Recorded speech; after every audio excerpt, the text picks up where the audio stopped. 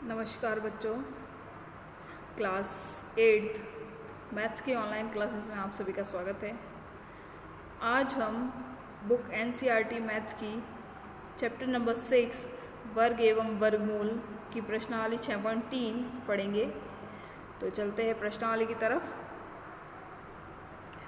प्रश्नावली 6.3 का पहला प्रश्न है बेटा कि निम्नलिखित संख्याओं के वर्गमूल ज्ञात करने में इकाई अंक की क्या संभावना है।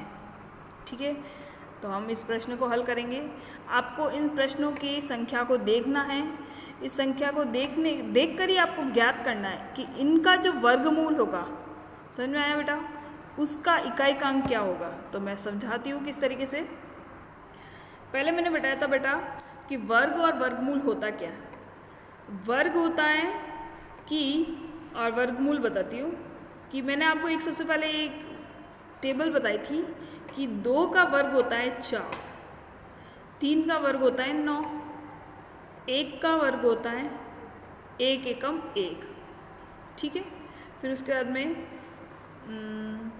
4 का वर्ग होता है 16, 16 का इकाई का अंक क्या होता है 6, 5 का होता है 25, 25 का इकाई का अंक क्या होता है 5, 6 का होता है 36, 36 का इकाई का अंक क्या होता है 6, 7 का होता है 49 का इकाई का अंक क्या होता है 9, 8 का क्या होता है 64, 64 का इकाई का अंक क्या होता है 4, 9 का क्या होता है 81, 81 का इकाई का अंक क्या होता है 1, और 100 का क्या होता है 10 का क्या होता है 100, 100 की इकाई का अंक क्या होता है 0।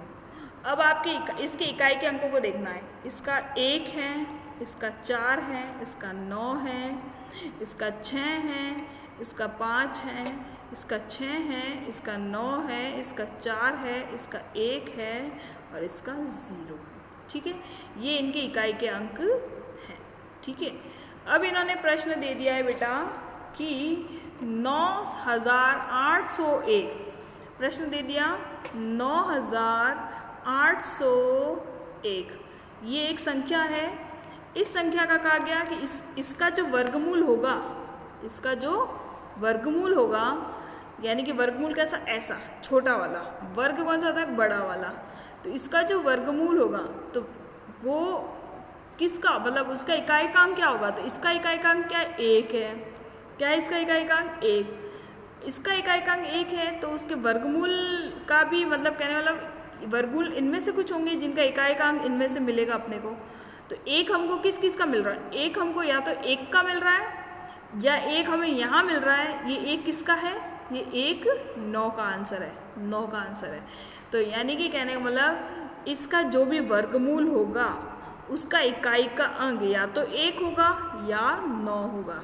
समझ में आ गया।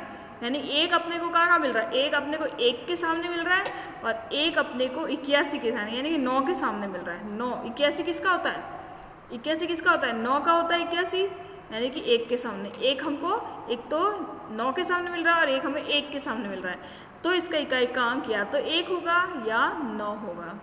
ठीक है, तो अब इसी तरीके से इसको हल करना है। तो अब देख लेते हैं कि मैंने कॉपी के अंदर किस तरीके से इसे हल किया गया है। तो बेटा आपको दिख रहा होगा कि मैंने किस तरीके से इस आंसर को लिखा है कि 8901 है, तो इस 8901 के वर्गमूल में इकाई का अंक या तो 1 होगा या 9 होगा। किस तरीके से मैंने इसका कैलकुलेशन किया है, जो मैंने अभी आपको आगे आगे समझा दिया है, उस तरीके से किया है। अब अगला क्वेश्चन है अपना कि 99,856 है, इसकी इकाई का अंक क्या है 6। अब आपको देखना है जो 1 से लगा के 10 तक जो वर्ग संख्या देखी अपन ने, उनकी इकाई के अंक पे किस किस के इकाई के अंक पे हमें 6 मिलता है। इसका क्या है 6 है ना, तो 6 किस किस से मिलता है, जिस जिस पे हमें 6 मिलेगा वे शायद इनकी इकाई के अंक हो सकते हैं। तो चलते हैं टेबल की तरफ। ठीक है बेटा, तो अब अपने को चाहिए था सेकंड क्वेश्चन जो था अपना 99,856, उसकी इकाई का अंक 6 है। तो अब इसका वर्गमूल अपने को पता करना है। तो अपने को जहाँ इकाई के अंक को 6 मिलेगा वो शायद इसकी इकाई का अंक हो सकता है।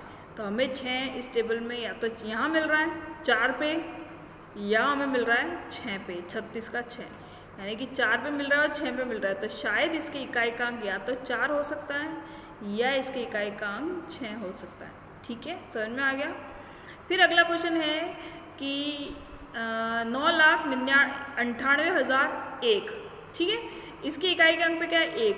ये एक हमें किस किस के यहाँ से मिल रहा है? या तो एक के सामने मिल रहा है या हमें 181 में मिल रहा है, यानी कि हमें या तो इसका होगा 1 या फिर इसका होगा 9।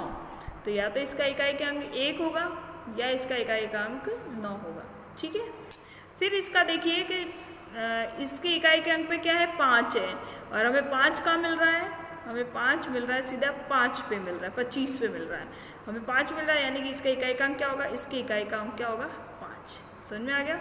अब ये तो मैंने आपको वर्बली समझाया है, लेकिन इसको कॉपी में किस तरीके से उतारना है ये मैं आपको बता देती हूँ। हमें कॉपी में इस तरीके से करना है, यहाँ 1 था तो ये 1 हमको या तो 1 एकम 1 पे मिलता है या 9981 पे 1 मिलता है, इसलिए 1 तो या तो 1 होगा या 9981 वाला 9 होगा।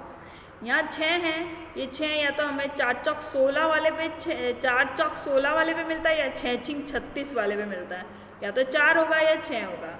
फिर वापस इसका 1 आया है तो 1 एकम 1 पे या फिर 9981 पे, तो या तो इसका 1 होगा या इसका 9 होगा। और अब इसका इकाई का अंक 5 बताया इन्होंने, तो यानी 25 5 पे मिलता है, यानी कि या तो इसका इकाई का अंक 5 ही रहेगा, ठीक है। समझ में आ गया पहला प्रश्न। अब चलते हैं दूसरे प्रश्न की तरफ।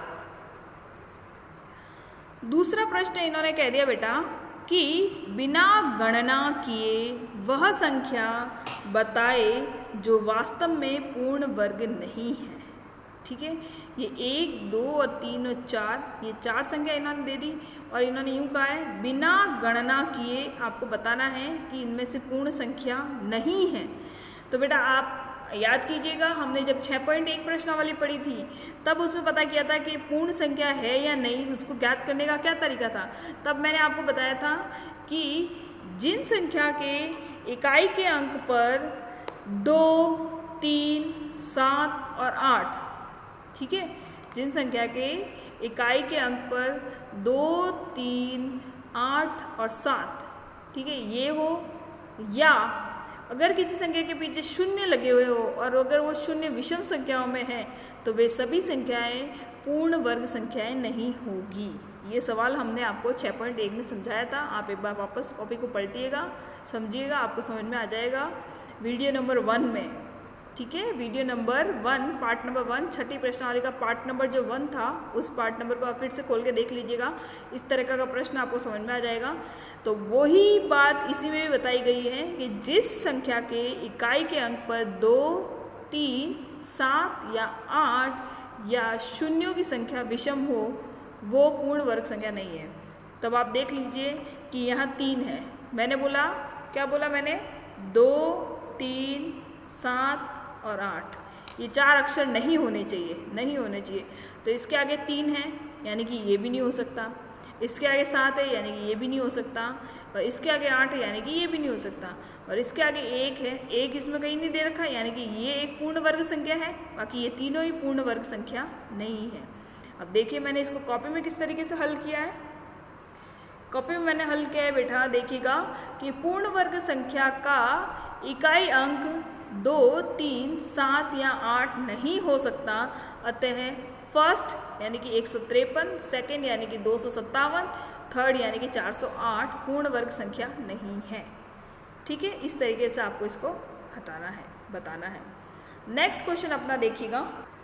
नेक्स्ट बेटा थर्ड क्वेश्चन अपना है, बार बार घटाने की विधि से 100 और 169 का वर्गमूल ज्ञात कीजिए। यानी कि आपको बार बार घटाने वाली विधि किस तरीके से हल की जाती है, 100 का आपको वर्गमूल ज्ञात करना है और 169 का भी वर्गमूल ज्ञात करना है। किस तरीके से हल करेंगे देखिएगा। बार बार घटाने की विधि में हम संख्या में से 1 से घटाना प्रारंभ कर विषम संख्याओं को तब तक घटाएंगे जब तक कि शेषफल शून्य नहीं हो जाता। जिस पद में शेषफल शून्य हो जाता है वही पद उसका वर्गमूल माना जाता है, ठीक है। घटाने वाली विधि इस तरीके से चलेगी। तो देखते हैं किस तरीके का इस प्रश्न को हल करना है। कि सबसे पहले 100 है, 100 में मैंने बताया विषम संख्या को लगातार घटाते रहना है, तब तक घटाते रहना है जब तक कि आपका आंसर 0 ना आ जाए। तो सबसे पहले 100 में से मैंने 1 को घटाया, इस तरीके से मैंने विषम संख्या घटा रही हूँ। पहले 1 फिर 3 फिर 5 फिर 7 फिर 9 फिर 11 फिर 13, इस तरीके से घटाती जा रही हूँ। पहले 1 को घटाया तो 99 आया, फिर 99 में से 3 को घटाया तो 96 आया, 96 में से 5 को घटाया तो 91 आया, 91 में से 7 को घटाया तो 84 आया, 84 में से 9 को घटाया तो 75, फिर 75 में से 11 को घटाया तो 64, तो 75 में से 11 को घटाया तो 64 आया, और 64 में से 13 को घटाया तो 51 आया, 51 में से फिर 15 को घटाएंगे तो 36 आएगा, 36 में से 17 को घटाएंगे तो 19 आएगा, और अंत में 19 में से 19 को घटाया तो अंत में आ गया 0। ये 0 हमारा कौन से पद पे आया? 10वें पद पे आया। किस पद पे? 10वें पद पे। यानी 10वें पद पे 0, शेषफल हमारा 0 आता है, अतः 100 जो है ये 100 उसका वर्गमूल 10 होगा। समझ में आ गया? ये आप खुद घटा के देखिएगा बेटा कि 99 से 3 को घटाना इजी है क्योंकि छोटी संख्या है, 96 में से 5 को घटाना छोटी संख्या है इसलिए इजी है, लेकिन जैसे जैसे ये बड़ी बड़ी संख्या होती जाएगी आपको खुद को घटा के देखना है और लाइन से घटाना है। सबसे पहले 3 को घटाना है, फिर 5 को, मतलब विषम संख्या बीच में से एक भी मिस नहीं होनी चाहिए। आप लाइन से घटाते जाएंगे और अंत में आपका पक्का आंसर 0 आएगा यदि वो पूर्ण वर्ग संख्या है तो। ठीक है, तो इस तरीके से इस पहले प्रश्न को हल किया है। दूसरा प्रश्न मैं अगले वीडियो में बताऊंगी, लेकिन तब तक आप दूसरे प्रश्न को स्वयं हल करने की कोशिश करना। आज की क्लास में इतना ही बेटा, नेक्स्ट क्वेश्चन कल की क्लास से करेंगे।